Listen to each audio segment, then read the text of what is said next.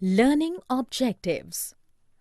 After completing this digital module, learners will be able to understand the concept of human resource, human capital formation, and human development, comprehend the salient sources of human capital formation, understand the differences between physical and human capital formation, learn the direct relations between the human capital formation in a country and the economic growth of the region. Learn about the steps taken during 5-year plan periods by the Union government to develop the human capital in India. Learn the perspectives of the opportunities and scopes of India to be grown as a knowledge economy in recent future. Learn about the clear distinctions between human capital formation and human development. Understand the real scenario of the development of human capital formation in the country. Learn about the education sector and its development in India. Comprehend the government's effort and increase of governmental expenditure in the education sector during post-independence period. Understand the future prospects in relation with human capital formation in the country, right to education, gender equity, and the advantages of higher education. Sources of human capital. What is human capital? Human capital is a quantification of the economic value of a worker's skill set. This measure builds on the basic production input of labor measure, where all labor is thought to be equal. The concept of human capital recognizes that not all labor is equal and that the quality of employees can be improved by investing in them. The education, experience, and abilities of employees have economic values for employers and for the economy as a whole. Economist Theodore Schultz first invented the term human capital during 1960s to reflect the value of human capacities. Sources of human capital formation. Other than the investment in education, there are some additional sources too, which are regarded as important in human capital formation. They are investment on health beside education, life job professional training, migration and job prospect and other educational training information. As the source of human capital formation, the health facilities and services, broadly conceived to include all expenditure that affect the life expectancy, strength and stamina, and the vigor and vitality of the people. Secondly, in the on-the-job trainings, including 8-type apprenticeships, as organized by several firms, the companies want to develop their human capital viewing the ways of enhancing production at the completion of requisite training. Migration of trained laborers and the importance of information. Many young people migrate to cities in search of prospects and jobs, and sometimes the technically qualified people migrate to developed countries for better prospect. The betterment in their lives is proved far greater than the cost of their migration. On the other hand, the expenditure being done for acquiring information relating to the labor market is also a source of human capital formation. Human capital and physical capital. What is physical capital? Cash, real estate, equipment, and inventory are the examples of physical capital. Physical capital values are listed in order of solvency on the balance sheet. The balance sheet provides an overview of the value of all physical and some non-physical assets. It also provides an overview of the capital raised to pay for those assets, which includes both physical and human capital. Intangible and tangible assets. Intangible assets are non-physical capital.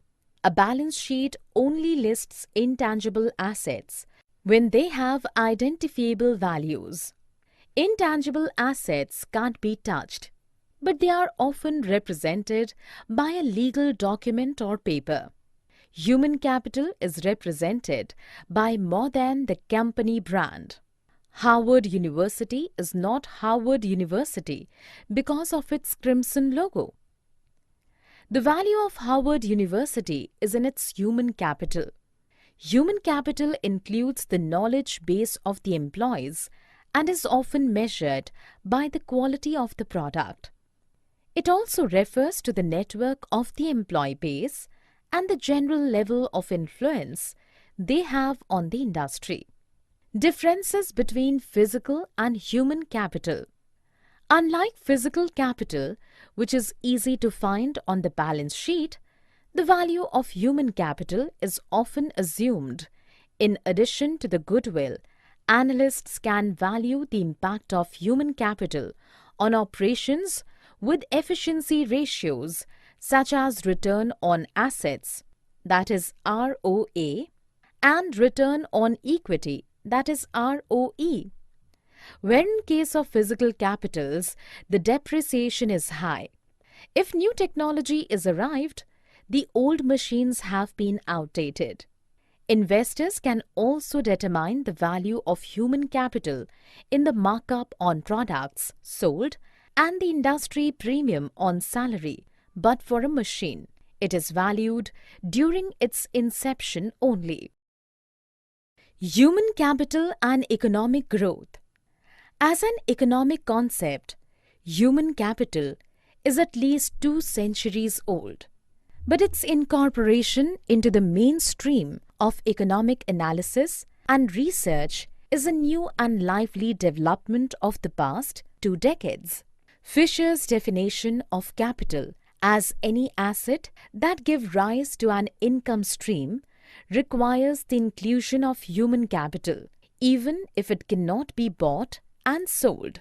It is of course rented, and even though investments in such capital often involve non-market activities, but non-market activities are not necessarily extra-economic. Investment on education, school and post-school. Initially, the investment in school education has been the subject of almost exclusive attention by human capital analysts. The educated have higher earnings, but the earnings are not fixed. They grow over the working life, albeit at a decelerating pace. This growth is additional to and largely independent of economy-wide trends in earnings. These patterns of growth also differ among persons whose education is similar. Empirical economic research indicates that the relation between schooling and post-school investment is positive. More educated people invest more in the labor market. The ability and opportunity factors, which induce individuals to have more schooling, affect their post-school behavior. Similarly, even though the correlation is far from strict, where the abilities and opportunities change over the life cycle. Human capital and technology. Human capital activities involve not merely the transmission and embodiment of available knowledge in people, but also the production of new knowledge, which is the source of innovation and of technical change. In a fundamental sense, modern economic growth is a result of the scientific revolution, that is, of the growth of systemized scientific knowledge. Human capital formation in India. India possesses a huge size of human resources. In order to transform the liability of this huge size of population into assets, adoption of various measures for human capital formation is very much essential. The term human capital formation implies the development of abilities and skills among the population of the country. In order to develop various sectors of the economy, the country should introduce manpower planning for the development of its human resources. Manpower planning in the sector of human resources.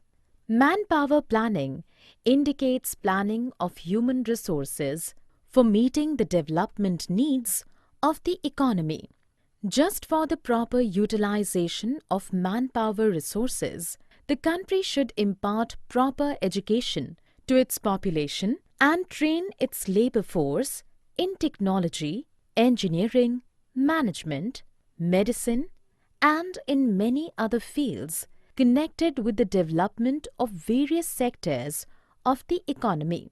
The most important factor in human capital formation is the development of top skills. As this skill formation is a time-consuming process, the entire process of human resource development demands a long-term policy. India's growth story. India has become successful in training a number of scientific and technical manpower in the country during the last 3 decades. The total number of such manpower increased from 188,000 in 1950 to 7,840.2 thousand in 2000. Moreover, the growth rate of scientific manpower during the decade 1950-60 was to the extent of 9.1% per annum, and then the same rate increased to 10.1% during the next decade, 1960-70, in which there was huge expansion of basic and heavy industries in India. Education sector in India. The 5 years plan, started after independence, helped the growth of the country in education like other areas. However, due to some inherent weaknesses at the execution part, the expected success was not being achieved. So, in order to improve the educational setup, the government constituted 2 commissions after independence. Kothari Commission 1964 to 1966. Kothari Commission, being chaired by Mr. D.S. Kothari, then chairman of UGC, was appointed under provision of a resolution of the Government of India, dated 14 July 1964, and eminent educationists in diverse fields from India and abroad. This commission was not to limit its inquiry to specific sectors or aspects of education, but to have a comprehensive review of the entire educational system. Government expenditure on public education. As a part of the 10th 5-year plan, 2002 to 2007, Indian government outlined an expenditure of 65.6% of its total education budget of 43,800 crore rupees, that is 28,800 crore rupees on elementary education, 9.9%, that is 4,325 crore rupees on secondary education, 2.9%, that is 1,250 crore rupees on adult education, 9.5%, that is 4,176.5 crore rupees on higher education, 10.7%, that is 4,700 crore rupees on technical education, and the remaining 1.4%, that is 623.5 crore rupees on miscellaneous education schemes. We can find the increasing trend over the years and moving up from 0.5% of GDP in 2000 to 2001 to 0.9% of GDP in 2009-2010, while state's share has declined from 3.3% of GDP in 2000 to 2001 to 2.7% of GDP in 2010-11. However, the centre bears only one-fourth of the total government spending on education, whereas the rest three-fourths of the spending comes from the state governments. Future prospects, a critical analysis. Education for all, the reality. During post-independence period, the role of the Indian state construed the ideas of a somewhat welfare state. The right to education, fundamental right, under Article 21A of the Indian Constitution covering the Right to Education Act 2009 was implemented to mandate education as a compulsory right to all of its citizens. Despite all of those spending 4.18% of GDP on education during 2011-2012, it has, to some extent, failed to achieve its outcomes. This is partly because of the loopholes in the Act, but more significantly, because of the implementation failures. The present condition of gender equity in India. According to the Global Gender Gap Report released by the World Economic Forum (WEF) in 2011, India was ranked 113 on the Gender Gap Index, that is GGI, among 135 countries polled. Since then, India has improved its rankings on the World Economic Forum's Gender Gap Index, that is GGI, to 105 by 136 in 2013. In the alternate measures as included in the OECD's Social Institutions Gender Index, that is SIGI, where India ranked at 56th out of 86 in 2012, which was an improvement from its 2009 rank of 96th out of 102. Higher education in India and unemployment. The social and regional inequalities in access and quality of higher education are enormous. The gross enrollment ratio, GER, in higher education is 24.5% for boys, 22.7% for girls, 18.5% for SCs, and 13.3% for STs in 2014-15. Regarding unemployment, NSSO report states that the unemployment rate is 1.7% in rural and 3.4% in urban areas. In its previous report of 2013, unemployment rate was 1.5% in rural and 4.8% in urban areas. Summary. Let us summarize what we have learned. By the specific decision of investment on education, the growth of human capital formation can be assured where future productivity enhancement and surging in income source can be observed. Proper investment in quality education, on the job training, health, migration, and seeking specific information are the salient sources of human capital formation. The idea of physical capital is the groundstone of conceptualizing human capital formation. Only while physical capital can be sold in the market, but we can only take the service of the human capital, it can't be sold. All type of investment and encouragement in growth of future human capital formation is considered as an efficient and futuristic decision. The availability of basic education and health is considered the essential precondition for the growth of human capital, as without them, the future resource will not be able to select on the value-added choices. The percentage of expenditure on education of the total government expenditure indicates the importance of education in the scheme of things for the government. Despite